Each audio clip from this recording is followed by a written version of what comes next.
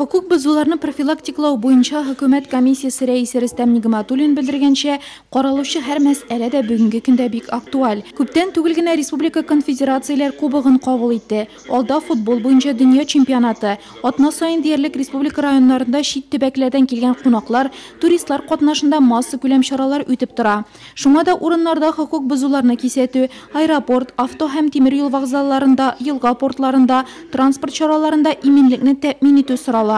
Моннан тыш наркотик яки психотроп матдәләрне кулланучыларны да контрольдә тоту зарур. Андыйлар стратегик әһәмияткә ия сәнәгать объектларында куркыныч производствода эшләргә тиеш түгел дип белдерелде видеоконференциядә. Нурлат районына килгәндә җәмәгать урыннарында хокук бозулар узган ел белән чагыштырганда 33%-ка кимегән. Аның каравы исерек килеш кылынган җинаятьләр белән хәл киеренке кала бирә. Район башлыгы Равил Кузеров киләчәктә дә бу юнәлештә эшне дәвам иттерергә һәм вәзгыятьне тотрыклы итәргә чакырды.